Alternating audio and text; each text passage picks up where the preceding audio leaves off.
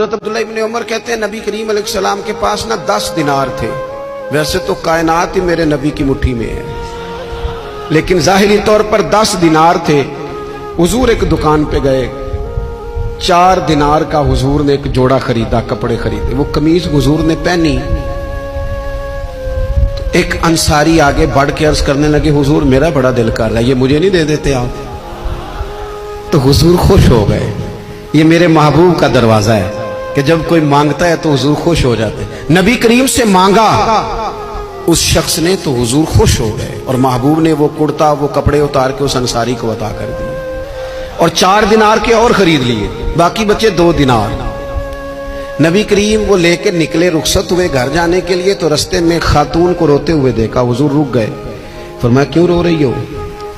عرض کرنے لگی یا رسول اللہ صلی اللہ تعالی علیہ وسلم میں فلاں آدمی کی کنیز ہوں، نوکرانی ہوں، اس نے آٹا لینے بھیجا تھا 2 دینار کا، وہ 2 دینار گم ہو گئے. حضور نے 2 دینار اسے عطا کر دی. وہ دیے تو پھر رو رہی تھی. فرمایا اب کیوں روتی ہو؟ کہنے لگی یا رسول اللہ ڈرتی ہوں دیر بڑی ہو گئی یا مار ہی نہ پڑے. تو حضور نے فرمایا چل نہ، میں تیرے ساتھ چلتا ہوں. حضور ان کے گھر گئے، وہ اہل ایمان کا گھر تھا جن کی وہ کنیز تھی. جا کے کہا السلام علیکم، اندر سے جواب ہی نہیں آیا. پھر فرمایا السلام علیکم، کوئی جواب ہی نہیں آیا. محبوب کا طریقہ مبارکہ تھا 3 دفعہ دستک، پھر واپسی. تیسری دفعہ کہا السلام علیکم تو وہ سارے بول پڑے وعلیکم السلام یا رسول اللہ. حضور ماں باپ قربان. تو حضور فرمانے لگے میں نے پہلے بھی 2 دفعہ سلام لیا، بولا کوئی نہیں. کہ یا رسول اللہ اپنے نصیب تھے نا کہ ہم پہ سلامتیاں بھیج کون رہا، ہم نے سوچا ذرا 3 دفعہ مل جائے سلامتی، ذرا مل جائے نا. حضور سلامتی بھیج رہے ہیں تو آتی رہے نا.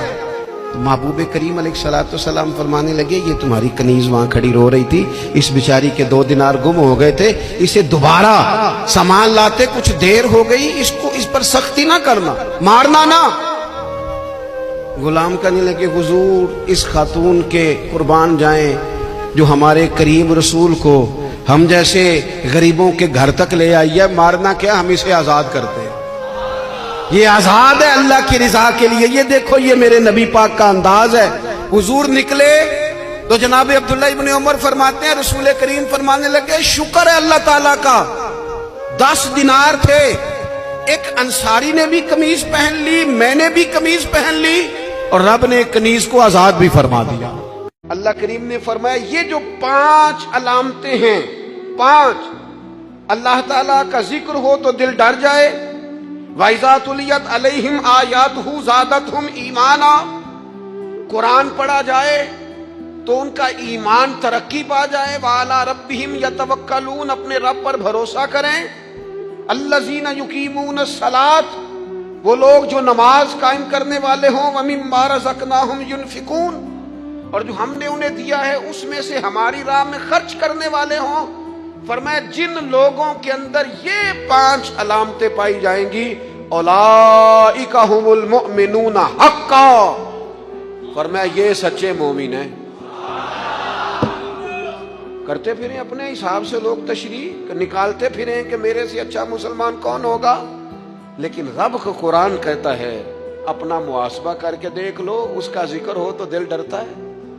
اپنا محاسبہ کر کے دیکھ لو، قرآن کی آیتیں پڑھی جائیں تو ایمان میں ترقی ہوتی ہے. اپنے آپ سے پوچھ لو رب پر بھروسہ کتنا ہے، اپنے آپ سے سوال کرو نماز قائم کرنے میں تمہارا معیار کیا ہے. یہ دیکھو کہ تم اللہ کی راہ میں خرچ کرنے کے معاملے میں کتنے سخی واقع ہوئے ہو. اگر یہ 5 باتیں پائی جاتی ہیں تو اولئک هم المؤمنون حقا،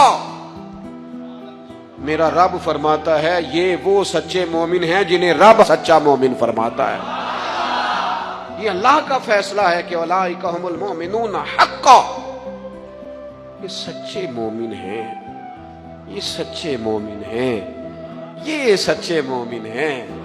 اللہ کہتا ہے یہ ہیں جو میں تمہیں بتا رہا ہوں، یہ ہیں میرے بندے، یہ سچے مومن. یا اللہ تو انہیں کیا دے گا، کیا عطا کرے گا جب تو کہہ رہا ہے کہ اولئک هم المؤمنون حقا، یہ سچے. یہ قرآن مجید کا مزہ تو لو یار کتنا زیادہ ہے.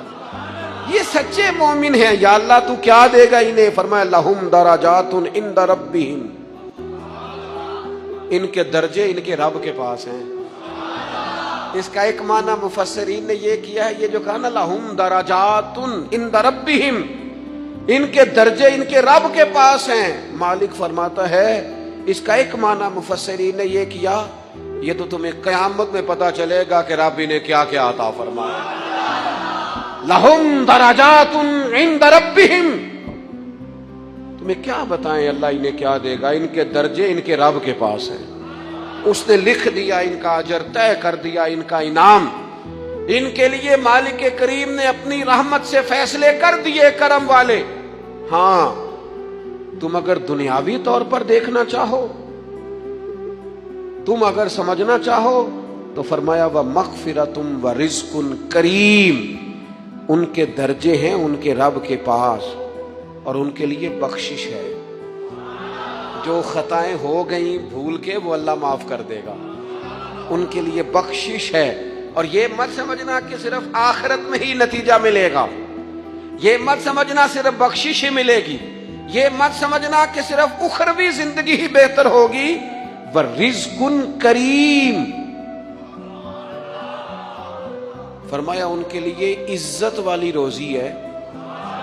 ہوئے ہوئے ہوئے، اللہ کرے آپ سمجھیں قرآن مجید کا مزہ۔ وَرِزْقٌ کریم، انہیں میں باعزت رزق عطا کروں گا، روزی بھی ملے گی پر کہیں رسوا نہیں ہونا پڑے گا، روزی ملے گی پر ذلت والی نہیں، وَرِزْقٌ کریم۔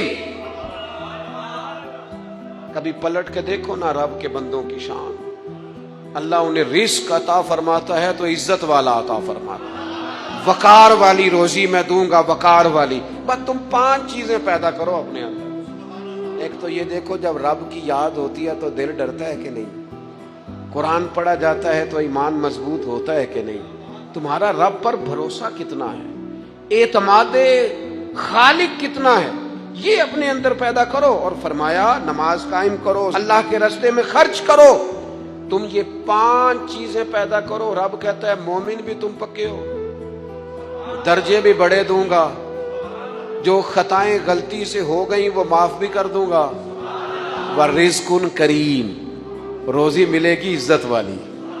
یہ کامل مومن کی نشانیاں قرآن مجید سورہ انفال میں بیان